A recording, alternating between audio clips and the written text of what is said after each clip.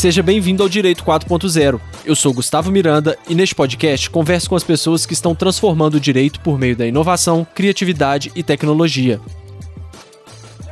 A ideia de que algoritmos estão realizando tarefas dentro do Poder Judiciário pode parecer muito temerosa para alguns. É um assunto muito complexo e delicado, mas definitivamente é um caminho sem volta. No Brasil e em vários países do mundo, algoritmos já estão realizando leitura de petições, triagem de recursos e até elaborando decisões. Mas quais são os principais desafios, problemas e benefícios dessa realidade em que os algoritmos serão verdadeiros aliados na construção de um judiciário mais eficiente? Quem vai conversar conosco e falar mais sobre esse assunto é a Isabela Ferrari. Ela é juíza federal, coordenadora acadêmica do Instituto New Law e pesquisadora visitante de Harvard. Para você não perder nenhum dos nossos próximos episódios, siga o Direito 4.0 no seu player favorito. Siga o nosso Instagram, que é @Direito 4.0 Podcast. E também estamos no LinkedIn. É só procurar Direito 4.0 Podcast. Beleza? Vamos nessa? Isabela, seja bem-vinda ao Direito 4.0. Hoje em dia a gente ouve muito se falar em algoritmo, né? Todo mundo agora fala algoritmo, que o algoritmo está fazendo isso, o algoritmo está fazendo aquilo, mas virou uma daquelas palavras que todo mundo fala, mas às vezes nem todo mundo sabe o que significa e sabe direito do que está falando, né? Virou algoritmo, falar algoritmo virou sinônimo daquela coisa meio mágica, meio abstrata, até meio distante da gente, e a gente sabe que não é bem isso, né? Então acho que para contextualizar todo mundo nesse início dessa nossa conversa, eu acho que seria legal você contar pra gente, afinal de contas, o que é um algoritmo. Oi, Gustavo. Oi, pessoal. Primeiro eu queria agradecer a oportunidade de estar aqui falando para vocês. Eu acho que você tocou, Gustavo, num ponto que é realmente fundamental. A gente fala muito sobre algoritmo, fala sobre inteligência artificial aplicada ao direito, mas pouca gente sabe o que é e como funciona o algoritmo. Então, quando eu trato desse assunto nas minhas aulas, quando eu trato desse assunto nas minhas palestras, eu sempre começo falando isso, né? O que é um algoritmo? E eu gosto muito de usar a definição do Pedro Domingos, por ser uma definição muito simples. Ele vai dizer para a gente que algoritmo é uma sequência de instruções que diz a um computador o que fazer. E aí, Gustavo, é muito importante que a gente entenda que existem dois tipos fundamentais de algoritmos. O primeiro são os chamados algoritmos programados. São aqueles algoritmos em que a informação é carregada no sistema e o sistema faz com aquela informação todas as etapas que foram previstas pelo programador. Então a gente tem input, acontecem todas as etapas previstas pelo programador, e output, ou seja, o resultado que sai daquele sistema. Então esses são os algoritmos programados. Quando a gente tem um problema nesses algoritmos é muito fácil, porque a gente consegue entender exatamente o que aconteceu com aquela informação. Só que existem também os chamados algoritmos não programados. Os algoritmos não programados são aqueles algoritmos que empregam inteligência artificial, aqueles algoritmos que empregam normalmente machine learning. Como é que funcionam esses algoritmos? Ao invés da informação entrar no sistema, seguir um caminho pré-definido e sair do sistema, a gente programa esses algoritmos, a gente programa esse software com as entradas que a gente tem e com a saída que a gente deseja, o resultado que a gente deseja. E aí, o próprio programa vai, por tentativa e erro, tentar sair daquela entrada para chegar naquele resultado desejado. Então, ele vai tentar por diversos caminhos. Quando o programa consegue chegar naquele resultado que a gente deseja a partir daquela entrada, ele vai reforçar aquele caminho, que a gente vai chamar de caminho mais assertivo, assertivo no sentido de acertar, de acerto mesmo, na conta matemática. Então, o que a gente tem é um algoritmo que está criando a própria programação. E é importante entender que nesses algoritmos, os chamados algoritmos não programados, compreender as etapas lógicas dessas operações é uma dificuldade enorme, inclusive para o programador. E aí que a gente tem os grandes problemas e os grandes questionamentos, quando a gente começa a defender a ideia de usar ferramentas baseadas em inteligência artificial também no campo do direito e para resolver questões relativas à vida, propriedade, liberdade. Exatamente o fato de que a gente não consegue entender exatamente como aquele programa chegou àquela solução. Legal, porque assim, falando, essa explicação sua foi ótima, porque clareia muito a visão de todo mundo e apesar de parecer uma coisa matemática, distante, muito científica, a gente todo dia tá mexendo com o algoritmo, né? Quem usa Waze, quem usa Spotify, quem usa Netflix, o tempo todo você tá interagindo com esses algoritmos e até treinando esses algoritmos, né? Quando você vai lá e fala, ó, tem um filme, gostei desse filme aqui, você tá ensinando o algoritmo quais tipos de filme que você mais gosta, né? E aí ele pode é o output que você disse, né? Ele aprendendo isso aí, ele consegue te direcionar para filmes que provavelmente você vai gostar, né?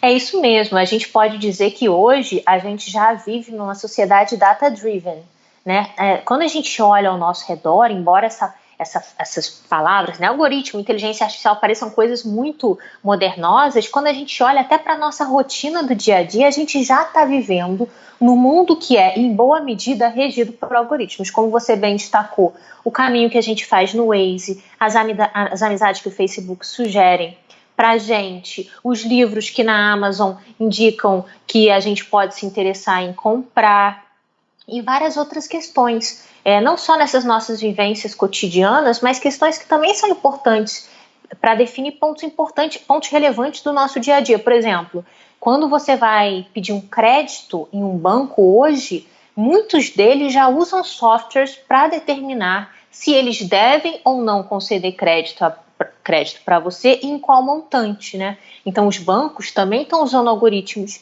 treinados com base em informações sobre a adimplência e inadimplência de determinadas pessoas para poder definir se você vai ter acesso a isso ou não.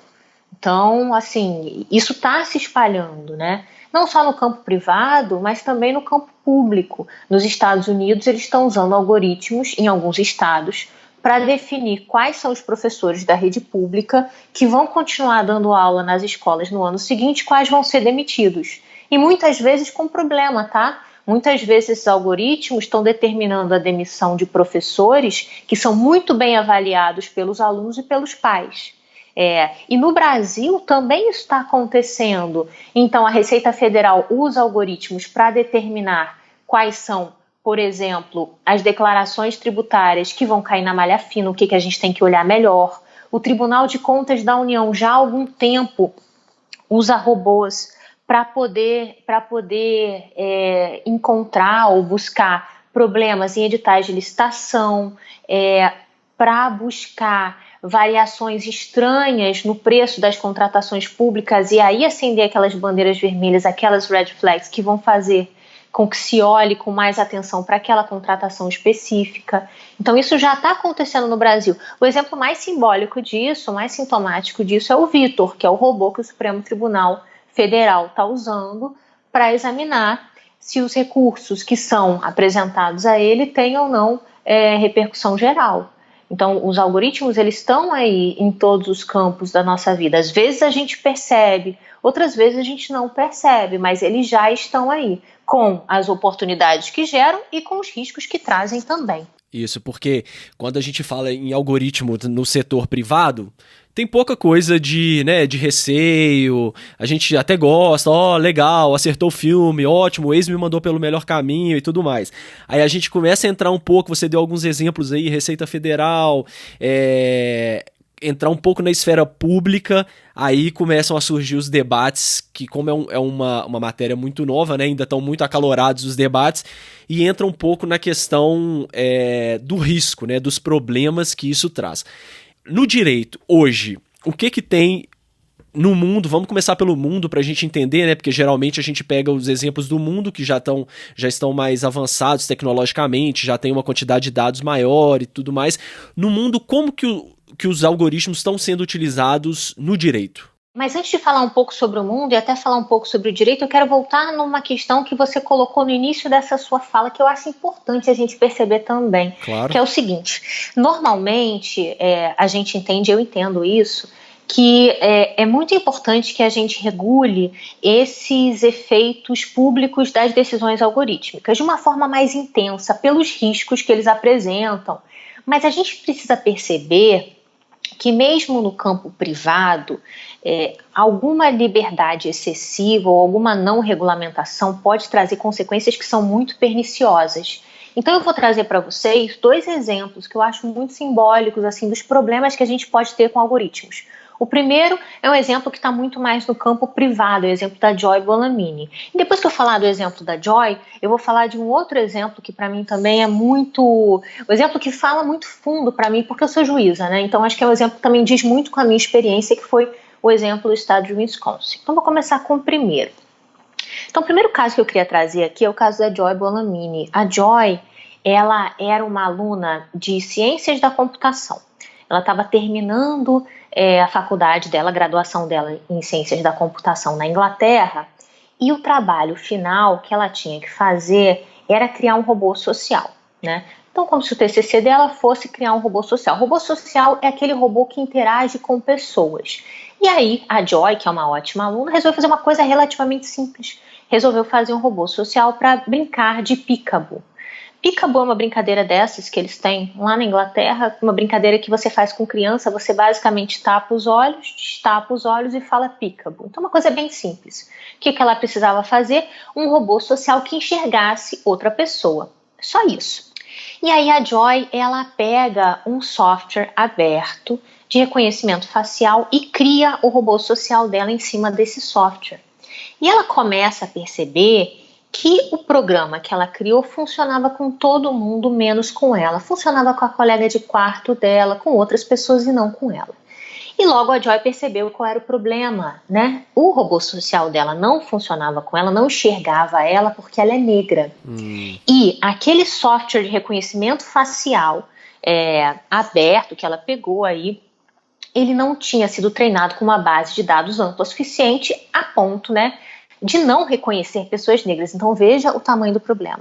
E aí ela ficou super chateada, lógico, né, porque você tem aí um efeito discriminatório super importante, mas ela é uma pessoa pragmática, falou, bom, vou resolver o meu problema, vou terminar meu trabalho de conclusão de curso. Terminou o trabalho, entregou o trabalho, terminou esse trabalho usando a colega de quarto e usando uma máscara branca para poder ser vista pelo robô social que ela estava programando. Então, olha a situação. Nossa. Mas aí, beleza. Ela é uma pessoa muito brilhante. Quem quiser pode pegar o TED dela. Ela tem um TED Talk. Joy Buolamwini. Então, depois que ela termina esse projeto de graduação, ela vai fazer doutorado no MIT.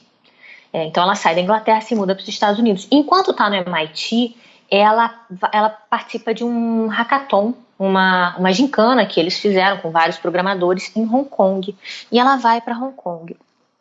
E aí, quando eles estão em Hong Kong, os organizadores decidem levar o pessoal para conhecer as startups locais. E ela vai em uma que cria robôs sociais. E aí ela percebe, em Hong Kong, 4 anos depois, o mesmo problema que ela tinha percebido na Inglaterra, quando estava terminando a graduação. O robô social funcionava com todo mundo, menos com ela. E aí, para surpresa dela, o que ela descobre? Que o software aberto de reconhecimento facial que tinha sido usado como base em Hong Kong tempos depois, era o mesmo que ela tinha usado na Inglaterra anos antes.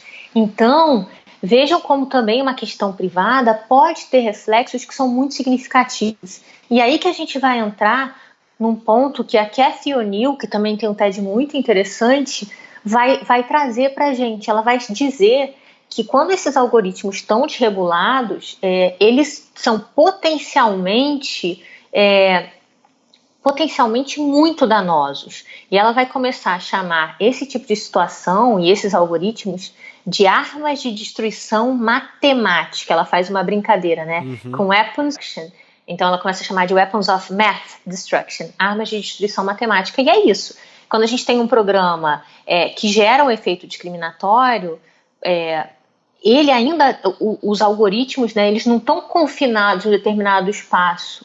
Então eles têm um potencial multiplicador muito grande. E como a gente viu, a gente não consegue acompanhar facilmente como a operação desses algoritmos acontece. Então, muitas vezes a gente perde esses defeitos que eles podem carregar em si. Enfim, então, só uma reflexão aí para a gente também entender que, às vezes, no campo privado a gente tem problemas. E agora a gente passa para o campo público. E é interessante também porque, assim, foram muitos anos depois, né? 4 anos depois e ainda tá com o mesmo problema. Então, às vezes, é uma cautela realmente que tem que se ter, porque aí você pode causar danos catastróficos, né? Exatamente, né? Depois que você solta isso na rede, que você começa a reutilizar o mesmo algoritmo para alguma coisa, isso vai se replicando aí, que fica praticamente impossível depois de conseguir rastrear tudo de volta, né? E assim, ainda que a gente rastreie, o que você vai fazer? Existem questões muito relevantes sobre responsabilidade civil de algoritmos para as quais não existem respostas, né? Então, é um software aberto, qualquer um pode usar, ninguém está ganhando dinheiro com aquilo. Como é que você vai responsabilizar e quem você vai responsabilizar? Então, você pensa que o robô que a própria Joy criou lá na Inglaterra também era um robô que de alguma forma estava discriminando as pessoas negras porque não enxergava pessoas negras. E foi ela mesma que criou, então ela é criadora e vítima da coisa. Então é muito difícil, né? E ainda tem depois, como você disse, né? O próprio algoritmo vai aprendendo. E aí ele toma uma decisão equivocada. De quem que é essa responsabilidade, né? É do próprio algoritmo? É a base que ele foi alimentada? Exatamente. É difícil, né? Até de apurar, né? É super difícil. E eu queria trazer para o pessoal também um outro exemplo que, assim, eu acho que de tudo que a gente já viveu é o mais grave, né? Que é o exemplo, e aí a gente já vai passando para uma análise mais dos algoritmos no campo do direito e das decisões judiciais, né, que é o exemplo de Wisconsin. Então, Wisconsin, que é um estado americano, já usa há alguns anos softwares para fazerem predição de taxa de reincidência, né? Risk assessment, que a gente fala, análise de risco de reincidência por algoritmos. Quando alguém é preso em flagrante em Wisconsin, essa pessoa é levada à presença de um juiz e aí eles rodam esse software e o software vai dizer se a pessoa é perigosa ou se a pessoa não é perigosa, e aí com base nisso, em uma análise mais geral, o juiz tem que decidir. Então, o que aconteceu em Wisconsin? Eu estou trazendo para vocês o que ficou conhecido como caso Loomis. Então, o Eric Loomis, que é um homem, ele roubou um carro, trocou tiros com a polícia e foi preso, né? Foi preso em flagrante, foi conduzido à presença de um juiz. Eles usaram esse software de análise de risco, que eles usam há alguns anos em Wisconsin, que chama Compass.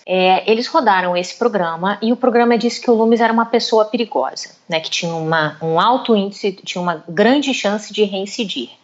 E aí o juiz do caso, que deveria ter examinado não só o resultado do software, mas o histórico do Loomis, as características dele, etc., deu uma decisão dizendo que, como o Loomis era uma pessoa perigosa, porque o algoritmo assim dizia, então o Loomis devia ficar preso durante toda a instrução do processo. O que já é algo bem complicado, porque ele não poderia ter feito isso, né? Ele deveria ter feito uma análise mais global, mas enfim. Também não podemos dizer que não foi um juiz sincero, porque muitas pessoas, eu tenho certeza, que iam só se basear no resultado do programa e dizer qualquer outra coisa só para fundamentar, né? Mas nesse caso, então, o fundamento desse juiz foi simplesmente, olha, o algoritmo me disse que ele é perigoso, ele tem uma possibilidade de reincidir, então eu não vou deferir, é isso?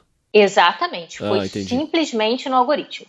Aí o Loomis ficou inconformado com essa decisão e foi à justiça pedindo para entender quais foram as razões pelas quais ele foi considerado uma pessoa perigosa. Em primeira instância ele perdeu, aí ele foi para a Suprema Corte de Wisconsin. Na Suprema Corte de Wisconsin eles falaram, olha, esse algoritmo é proprietário, eu não vou abrir o código, porque isso está protegido pela propriedade intelectual, então você não tem direito a saber. Beleza, o Loomis vai então para a Suprema Corte dos Estados Unidos pedindo para saber as razões pelas quais foi considerado uma pessoa perigosa. A Suprema Corte americana ela é acessada por meio de um recurso que chama Writ of Certiorari. O Writ of Certiorari dá liberdade à Suprema Corte de só decidir aquilo que ela entende que é relevante. E aí, olhando para o caso do Loomis, eles disseram o seguinte, olha, esse caso envolve tecnologia. É uma questão que ainda está começando, essa discussão não está madura para decisão, a gente não vai decidir. E aí, o Loomis passou então por todas as etapas do sistema jurídico americano e saiu sem uma resposta para a pergunta, poxa, por que eu fui considerado uma pessoa perigosa? E se isso somente assim, se só olhar para isso já deixa a gente preocupado, porque é estranho, né? É complicado a pessoa não ter essa resposta, a coisa fica muito pior quando a gente descobre, quando a gente recebe a informação que o Compass, esse software que foi utilizado para examinar o caso do Nunes, ele não é um software desenvolvido dentro do Poder Judiciário. Ele é um software privado que o Poder Judiciário de Wisconsin aluga para fazer risk assessment. Então, nem os juízes sabem como isso foi programado ou como isso está funcionando. E a coisa fica muito pior quando a gente descobre que uma ONG chamada ProPublica fez uma auditagem com base nos resultados desse software e descobriu que o software está simplesmente enviesado contra negros. Então, só por ser negra, uma pessoa tem 2 vezes mais chances de ser considerada uma pessoa perigosa do que uma pessoa branca nas mesmas condições. Então, olha que coisa assustadora, né? O Loomis ficou preso durante toda a instrução. A pena do Loomis vai ser uma pena maior, porque ele foi considerado uma pessoa perigosa, e a gente não está sabendo exatamente por quê, nem se deveria ser assim ou se não deveria.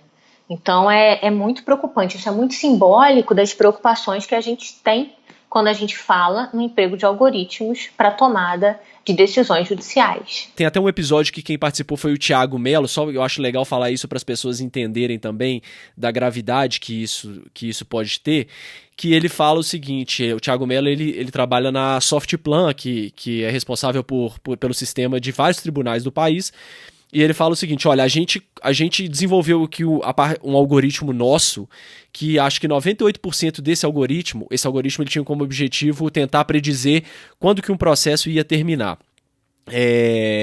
Esse algoritmo nosso, 98% dele é o mesmo que analisa casos de pacientes terminais de câncer, o tempo de vida que eles ainda vão ter. Então, assim, é uma origem, a mesma origem, mas que toma decisões em campos, em áreas totalmente diferentes. E aí, o primeiro problema que eu queria discutir com você é isso. Bom, como que a gente consegue, diante de um cenário desse, porque se lá nos Estados Unidos eles tivessem contratado uma outra empresa para fornecer o algoritmo, por exemplo, provavelmente o resultado teria sido completamente diferente, né? Então, isso é muito difícil de dizer isso. Vamos pensar o que um algoritmo que emprega inteligência artificial traz e como que o resultado dele é definido. Esse é um exercício que eu faço muito por conta da minha tese, que a minha tese é sobre isso. Minha tese é sobre regulação de algoritmos. Legal. É como conferir accountability, como conferir uma controlabilidade mínima dessas decisões quando esses algoritmos são empregados pelo poder público para tomada de decisões verticais, então decisões que limitam a nossa vida, a nossa liberdade, a nossa propriedade. E aí, algumas coisas a gente precisa perceber. Primeiro se a gente está falando de inteligência artificial, provavelmente, em alguma medida, a gente não vai ter um controle desse processo inteiro. Esse é o primeiro ponto a ser esclarecido. O segundo ponto a ser esclarecido o que esse algoritmo traz, né? E aí eu queria destacar uma questão, porque eu não quero que as pessoas que ouvem a gente se percam numa discussão que é muito comum, que é a seguinte, né? Normalmente a gente tem 2 grupos que se dividem entre aqueles que falam tem que abrir o algoritmo, a gente vai olhar o código-fonte, porque é uma questão pública, porque existe interesse público, etc e tal. E um outro grupo que fala, a gente não vai olhar o código-fonte, a gente não pode fazer isso porque é uma questão de propriedade intelectual, senão você não tem estímulo à inovação, etc. E essa questão, quando a gente está falando em accountability, ela é totalmente vazia, assim, a gente perde energia com uma discussão à toa. Por quê? Porque se a gente está falando de um algoritmo que emprega machine learning, não adianta olhar o código não vai te dizer nada sobre a maneira como aquilo está funcionando. Como a gente falou, nesses algoritmos, a programação é feita pelo próprio algoritmo. Então, o código de um algoritmo desse tipo costuma até ser pequeno e ele vai trazer a regra de aprendizagem desse algoritmo. Mas a forma como ele opera é o resultado dessa regra de aprendizagem com o ambiente em que ele está. Então, os dados, e aí a gente precisa olhar muito para esses dados, porque como a nossa sociedade é uma sociedade enviesada, como existem preconceitos na sociedade, todos os problemas que a nossa sociedade tem, que se refletem nos números de várias questões, esses problemas vão ser absorvidos pelos algoritmos e potencializados por eles, né? Então, em uma sociedade enviesada, os algoritmos que trabalharem em cima desses dados enviesados também vão ser enviesados. É o que a gente chama, a gente sempre fala isso em programação, eles falam garbage in, garbage out. Se os dados tiverem problemas, esses problemas também vão aparecer no output dos algoritmos. E uma outra questão, então a gente falou que não adianta abrir o código, porque o código só vai trazer a regra de aprendizagem, que essas questões são resultado dos dados, né? O que os dados, a curadoria dos dados é muito importante, a gente refletir se existe algum tipo de viés embutido nesses dados ou não. E é muito importante a gente perceber também o seguinte, os algoritmos que empregam machine learning, normalmente, enquanto eles estão operando, eles estão, eu trouxe para vocês o exemplo, né, de reforçar os caminhos mais assertivos. Então, toda vez que eles operam, é muito comum que a cada nova operação, esses algoritmos eles mudem a sua estrutura para poderem estar sempre se ajustando. Então, a regra de decisão desses algoritmos, ela não costuma ser estática.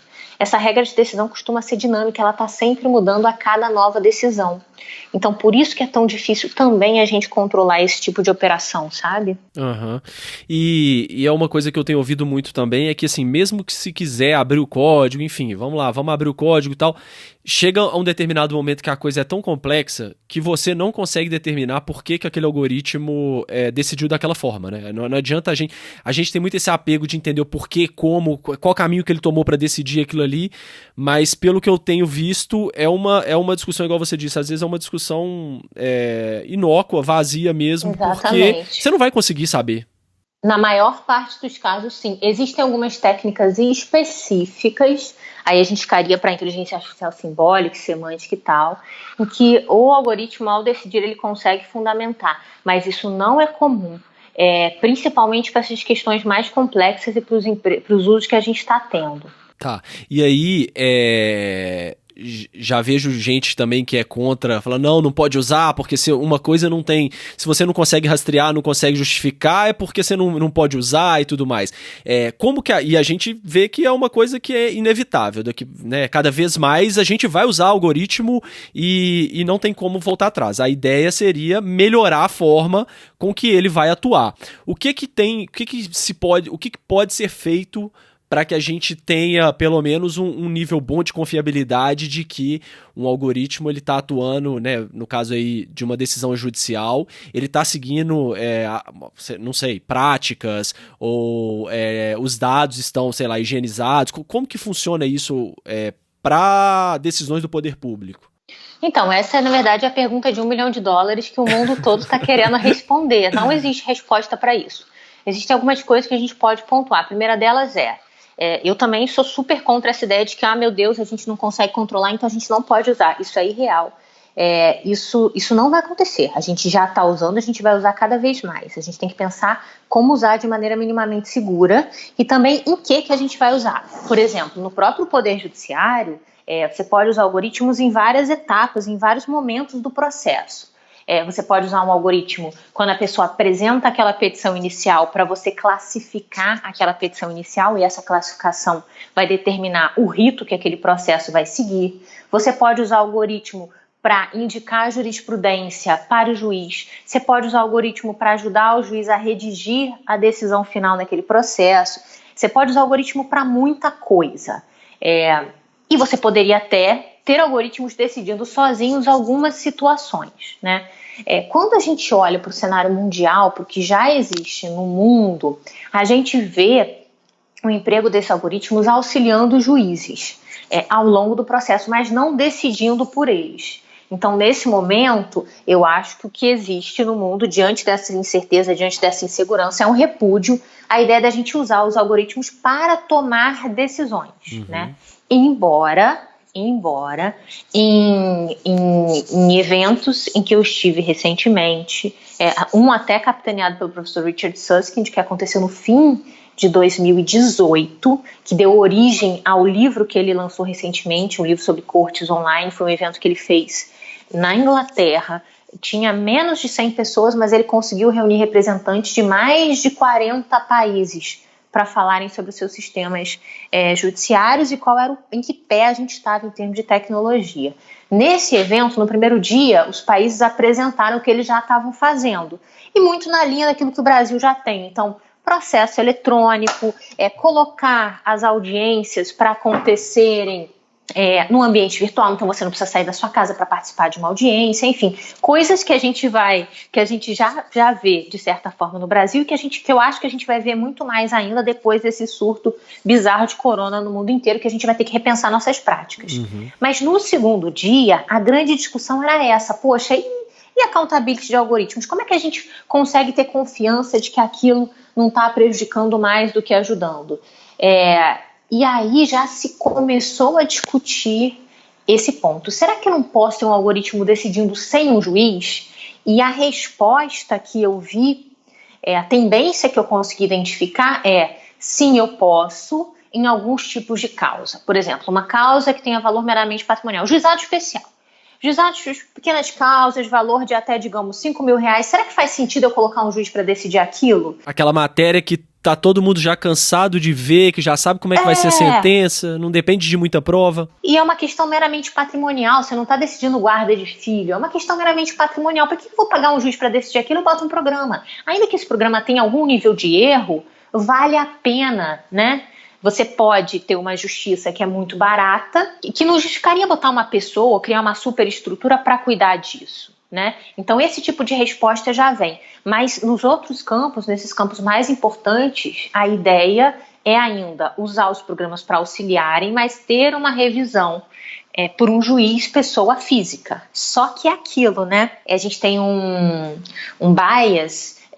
Foi muito destacado, eu não sei se vocês conhecem a Christina Blackloss. A Christina Blackloss foi a presidente da Law Society da Inglaterra e do País de Gales. Ela saiu recentemente dessa função. E lá eles pilotaram várias iniciativas associadas à tecnologia e o judiciário de forma mais ampla, assim, incluindo as polícias, enfim. E quando ela teve recentemente, no ano passado, num evento do nosso instituto, do Instituto New Law, ela falou muito sobre a experiência deles, sobre um bias, um viés cognitivo, um erro de julgamento que a gente tem, que é o chamado automation bias, que é esse viés de que quando a gente recebe um resultado de um software, uma recomendação de atuação por um software, por um programa, a gente tende a seguir, a gente vê aquele resultado como se ele fosse científico e a gente tende a segui-lo ainda que a gente não concorde com ele. Então veja que se isso é assim, mesmo a revisão por um humano, a ideia do human in the loop, que eles falam, colocar um ser humano nesse loop, isso não soluciona todos os problemas, né? Então, assim, é uma questão para a qual a gente não tem resposta ainda. Então, é bem difícil pensar. E também é um tema, como eu estou te dizendo, é um tema que eu estou trabalhando na minha tese. E aí eu estou olhando as etapas do algoritmo para tentar entender como é que a gente pode ter um resultado mais, como é que eu posso dizer isso? Ter um resultado um pouco mais confiável, quase como um checklist. Então vamos olhar para esses dados. Será que esses dados são confiáveis? Será que tem vieses nesses dados? Se tem, como é que a gente pode corrigir? Vamos colocar vários stakeholders, várias pessoas pensando esse desenvolvimento do programa desde a sua etapa inicial, porque elas podem iluminar coisas que outras pessoas não estão vendo. Quais são as ferramentas técnicas que a gente pode empregar para garantir determinados aspectos do funcionamento desse algoritmo? Quais são as técnicas de inteligência artificial que são mais confiáveis, que são menos obscuras, que fogem um pouco daquela linha das black boxes? Eu acho que a gente vai acabar tendo que pontuar um roteirinho para empregar os algoritmos. Eu acho que o fundamental mesmo é que a gente, primeiro, entenda que existem problemas, então que a gente combata essa visão de cientificidade desses resultados. E segundo, que a gente entenda que é muito importante que a sociedade esteja próxima do desenvolvimento dessas ferramentas que vão ter implicações sociais severas desde o primeiro momento. Então não dá para esperar o software ficar pronto para a gente debater ou para a gente criticar, porque uma vez pronto, se ele for opaco, a gente não consegue atribuir accountability para ele. Então essa precisa ser uma preocupação que exista desde o primeiro momento, e é isso que a gente não tem no Brasil. Então, Gustavo, eu acho que esse é o meu principal recado. Assim, quando eu vou nesses eventos internacionais e eu vejo lá o representante da Inglaterra, representante dos Estados Unidos, da China, de Singapura, da Índia, etc., para mim, a maior diferença é que essas pessoas chegam, elas falam assim, olha, aqui na Índia a gente vai fazer isso, isso, isso e aquilo. São 4 etapas, a primeira é essa, a segunda é essa, a terceira é essa, a quarta é essa. A gente separou um investimento no valor de tantos milhões para poder fazer essa reforma judiciária e a gente vai seguir assim. Então, o plano, ele é apresentado. E no Brasil a gente tem muitas iniciativas, mas não existe uma preocupação em mostrar para a sociedade antes qual é o plano. E aí a gente vê essas iniciativas aparecendo em vários órgãos sem terem sido debatidas antes. É quase como se a gente testasse e falasse assim, se der certo eu vou aplicar. E aí quando você vê, as pessoas passam para a aplicação no dia seguinte, sem debater nem entre aquelas pessoas que vão aplicar aquele negócio, sabe? Então é muito complicado isso. É muito complicado, porque se tiver algum problema, a gente vai descobrir quando uma grande massa de pessoas já tiver sido afetada. Esse é o principal problema do Brasil. A gente está muito na dianteira em termos de tecnologia em todos os campos, inclusive no campo público, inclusive no campo do judiciário, mas a gente não debate, a sociedade não controla. E em alguns momentos eu tenho dúvida se os nossos líderes conseguem entender os problemas que podem ser gerados, porque existe um discurso de muita valorização, mas não existe esse contraponto. Uhum. E a participação da sociedade, até para se sentir parte do processo, porque, igual você disse, determinadas causas, determinados assuntos, eu acho que a gente, pelo menos a minha percepção, é que a gente tem que aprender a abrir mão um pouco da perfeição também, né? Porque a gente quer que a decisão seja 100% no dia 1, e enquanto não tiver assim, a gente não pode aplicar, e a tendência é a repelir esse tipo de inovação. Né? Quando a gente vê que no mercado, em outras áreas, a coisa acontece de uma forma diferente. A gente começa pequeno, vai ter um erro, vai ter um percentual ali, mas o ganho ao longo prazo, tanto no... Né, a gente está falando de algoritmo, tanto no algoritmo ele ficar mais inteligente, ele conseguir resolver as coisas de uma melhor forma, quanto no impacto social mesmo, né? Então, assim, esses exemplos são ótimos, atraso de voo, cancelamento, extravio de bagagem, essas causas ali que tomam uma estrutura e um custo que às vezes move o poder judiciário, nem compensa o custo daquela ação para a União, para o Estado como um todo, em relação ao valor que está sendo ali discutido, e aí falando exclusivamente de valor, né? Não estou falando nada social, enfim, mas... É interessante isso, colocar para a sociedade, explicar para a sociedade como que isso funciona, qual contribuição que todo mundo tem a dar para na hora que isso estiver pronto, todo mundo se sentir parte do processo e abraçar aquilo ali. Pessoal, peraí, calma, nem decisão judicial é 100% também, não. Tanto é que você tem mecanismos de controle, você tem duplo grau de jurisdição, você tem várias outras formas de coibir que os excessos e os erros aconteçam, né? É isso. De certa forma, sim. De certa forma, tem um ponto aí que eu discordo de você, que é o seguinte. As decisões judiciais não são perfeitas, mas... se a gente tem muitos juízes, eu sempre falo isso quando eu falo sobre preconceito algorítmico. Eu sou uma pessoa, eu sou um ser humano, posso ter os meus preconceitos, isso pode de alguma forma se refletir nas minhas decisões, mas se eu e você somos juízes, os meus preconceitos vão ser diferentes dos seus preconceitos. E se eu começo a usar um algoritmo único para decidir tudo para todo mundo, a gente pode ter aí uma parte da população que pode ser especialmente afetada. E a preocupação é mais essa, assim, do efeito em massa da atuação desses algoritmos. Então, a gente precisa mesmo, eu acho, de um período de teste, de análise, porque senão a gente corre o risco de, ao invés de ter uma sociedade melhor, ter uma sociedade pior. Eu costumo usar, quando eu toco nesse ponto, um exemplo que é o exemplo da contratação de CEOs. Então, vamos pensar aqui em uma empresa que queira contratar funcionários que tenham um perfil para se tornarem, altos funcionários que tenham um perfil para se tornarem CEOs em algum momento do futuro, né? A gente está em 2020. Se a gente for treinar um algoritmo para auxiliar essas empresas nas contratações, como muitas empresas já vêm fazendo, então muitas empresas já vêm usando algoritmos para definir contratações, a gente vai treinar esse algoritmo com o quê? Com os dados dos CEOs de hoje, né?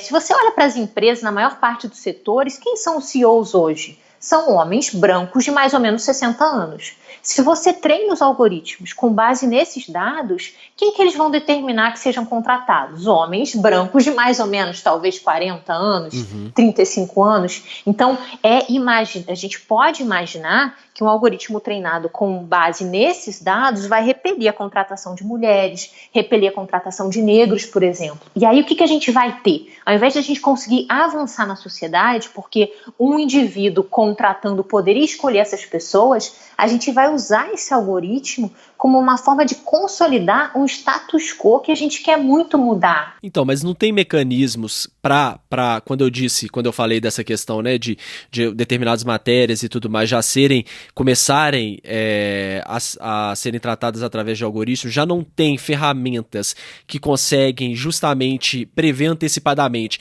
tentar corrigir de uma certa forma isso? Então, de certa forma sim, de certa forma não. Então isso, a gente podendo antecipar, em algumas estruturas algorítmicas a gente consegue determinar que não sejam vistas questões como sexo ou como idade, por exemplo. Mas existem relações que conseguem descobrir se a gente está falando de uma mulher ou de um homem por outras características. Então, acho que foi uma coisa que aconteceu, eu não me lembro exatamente qual foi o exemplo, mas foi um exemplo dos Estados Unidos, em que eles descobriram uma correlação entre o CEP das pessoas, a área em que as pessoas moravam, e a etnia. Então, o programa, ele estava blinded, ele estava cego, por exemplo, para a etnia, então ele não podia discriminar entre brancos e negros, ele acabou pegando essa correlação pelo CEP. Então, isso que é muito difícil. O algoritmo, ele funciona de uma forma que o nosso cérebro não funciona, né? A potência dele é muito maior. Então, a gente tem que tomar muito cuidado mesmo. Entendi. Me lembrou até acho que foi um robô que, se não me engano, foi a Microsoft que fez e lançou um algoritmo no Twitter para os americanos ficarem conversando. E aí o algoritmo, no final de 24 horas, eles tiveram que tirar do ar porque se tornou completamente preconceituoso, misógino. Sexista, preconceituoso, e começou a fazer apologia a Hitler. Exatamente. Foram as coisas que ela fez em 24 horas, interagindo com as pessoas, né? Esse é o problema, né? Em 24 horas você pode criar um monstro, né? Com certeza. E no Brasil, hoje, em que nível que está de evolução dos algoritmos auxiliando o Poder Judiciário como um todo? Quais são os projetos que o Brasil tem? Como que a gente está avançando nisso? Então, o Brasil está bem avançado. Quando a gente olha o que já existe, né, não só essas questões de processo eletrônico, mas principalmente o que está ongoing, o que está sendo desenvolvido, a gente vê que a gente tem vários projetos em vários tribunais do país para fazerem coisas diferentes. Então, a gente tem projetos piloto. Eu tenho até uma cartilha do CNJ, eu não sei por que essa informação não está na página do CNJ na internet, mas a cartilha chama Inteligência Artificial no Poder Judiciário Brasileiro. E aí eles trazem vários projetos que estão ongoing, vários projetos que estão sendo desenvolvidos ou que estão em fase de testes. Desde projetos para a gente usar a inteligência artificial para catalogar a petição, como eu te falei, uma das grandes dificuldades que a gente tem, que os advogados têm, é dizer qual é a categoria daquela inicial, isso vai determinar o rito que ela vai seguir. A gente tem projeto para indicar jurisprudência para o juiz, a gente tem projeto para redigir decisão judicial, a gente tem projeto para fazer penhora automática, todas essas informações. E aí isso está acontecendo, né? Está sendo examinado, enfim, está em fase de testes, alguns estão em fase de homologação. Agora, o mais simbólico de tudo que a gente tem é o Vitor, né, que é um projeto que o Supremo tem, que é um software que vai examinar se aqueles recursos extraordinários têm ou não repercussão geral. E mais, assim, até do que o Vitor faz, eu acho que o que chama a nossa atenção é o que o Vitor é. Então, como é que ele faz para poder dizer se existe ou não repercussão, se existe ou não repercussão geral naquela causa, né? O Supremo, ele recebe recursos de todos os tribunais do país, de todas as justiças. E esses recursos chegam cada um de uma forma, porque cada tribunal adota um sistema diferente. O meu tribunal adota 2. A gente está saindo do Apolo e entrando no IPROC. Então, assim, os formatos com que isso chega no Supremo são vários. Tem alguns que mandam em formato PDF, tem alguns que mandam em formato JPEG, tem alguns que mandam por dentro do sistema, uma loucura total. Como é que o Vitor faz, né? O Vitor, ele vai osserizar todos esses recursos. O que é osserizar? Osserizar é pegar aquela imagem, aquilo chegou em forma de imagem, e ele vai ler aquilo, vai converter aquilo em texto. Então a gente tem um software que está lendo todos os recursos que chegam no Supremo. Olha o valor dessa informação. E ele está catalogando, dentro desse processo, as principais peças. Então ele está entendendo mesmo quais são os caminhos do processo no Brasil. E ele vai definir, possivelmente por palavra-chave, ele é treinado aí com base no trabalho que os servidores já fazem, e o resultado dele é homologado depois pelos servidores. Então ele está aprendendo com base nesse trabalho aquilo que tem repercussão geral, ou não. Mas assim, a gente tem um programa que está lendo e entendendo todos os processos que correm no nosso país. Assim, a gente precisa entender, por exemplo, como é que está sendo a curadoria dos dados do Vitor, porque o Vitor pode virar uma maravilha ou pode virar um monstro, porque é muito conhecimento em um programa só, muito conhecimento em um programa só. Então isso é uma coisa muito diferente daquilo que existe em qualquer outro país. Eu fiz uma apresentação sobre o Vitor em um evento que aconteceu na Grécia recentemente. Foi em setembro do ano passado esse evento. E as pessoas ficaram assim muito impressionadas, porque isso não existe em nenhuma outra corte no mundo, né? Isso é muito legal, muito legal. Então, estamos avançando, mas estamos aí com os riscos que a gente não sabe direito quais são. E com relação ao Vitor, acho que uma das maiores críticas, as maiores críticas que eu tenho são, primeiro, que eu nunca consegui encontrar esse acordo que foi feito para saber como é que está a curadoria desses dados, com quem estão esses dados, se existe alguma limitação no uso desses dados, sei lá. Então, acho que essa é uma coisa. E a segunda coisa é a seguinte, ele está sendo usado. Só que quando usam o Vitor em um processo em que você é advogado, o Supremo não te avisa que ele usou o Vitor. Eles acham que você não precisa saber. Eles acham que você não precisa saber porque um servidor vai homologar depois a atuação do Vitor. Entendi. Mas assim, né, como a gente falou que existe o machine bias, a tendência é que o servidor reforce aquilo que o computador já disse, entendeu? Então a gente teria que ter o direito de saber. E até Pelo menos, acho que é básico isso. Eu vi também, e não só esse ganho que a gente vai ter de informação, que também é preocupante, se não me engano, ele estava sendo desenvolvido em parceria com a Universidade de Brasília. Com a Universidade de Brasília e com a Legal Labs, são as duas coisas. Legal. E a previsão é de que ele diminuiria a tramitação no Supremo e acho que 1 ano e meio, né, da tramitação dos processos. Então, porque o grande problema é o seguinte, como cada processo chega no Supremo de uma maneira diferente, o servidor que faz esse tipo de análise, ele tem que abrir o processo, encontrar a peça. É por isso que a gente fala que o que um servidor faz em 40 e tantos minutos, o Vitor faz em segundos. Porque o Vitor faz automaticamente esse trabalho de osserizar e colocar tudo no mesmo formato, e indicar para o servidor quais são as peças principais, e aí ele já sabe onde ele tem que ler. É uma iniciativa muito boa, mas realmente tem alguns pontos que precisariam ser aprimorados, né? É como tudo no Brasil, assim, a gente precisa de mais clareza, a gente precisa de mais informação circulando, você precisa se preocupar em avisar a população antes. Você veja, eu sou juíza, eu estudo esse assunto, eu soube do Vitor por uma reportagem do Migalhas um dia antes dele ser implantado. Parece que houve discussões em Brasília, mas isso não circulou nem pra gente, sabe? Nem pra gente que deveria ser stakeholder também. E era uma oportunidade, né, voltando um pouco do que você falou lá atrás, era uma oportunidade de agregar todo mundo, né, de agregar a sociedade, até porque depois que ele começou a agir, ele se tornou tão, assim, pelo menos pra quem tá dentro do mercado jurídico, tão famoso, né, todo mundo usa o Vitor como exemplo, que era uma oportunidade de falar, né, de se posicionar, olha, Brasil, a gente tá fazendo isso, estamos bem assim, isso aqui falta aprimorar, seria um ponto positivo, né, pra todo mundo, entender melhor e ver, tem um robô ali atuando que tá diminuindo o tempo de tramitação no Supremo, que legal e tal, é uma forma de incorporar, né, todo mundo. Sim, uma possibilidade também até dos próprios tribunais tentarem entender como que eles podem fazer alguma coisa semelhante a isso para eles próprios. Isabela, então excelente, pra gente já ir finalizando, quem ficou interessado nesse tema, você tem algum material sobre decisões por algoritmos, vídeo, você já falou algumas palestras que a gente vai linkar aqui na descrição do episódio. para onde você direcionaria as pessoas? Então, eu queria convidar o pessoal para conhecer um pouco mais do meu trabalho.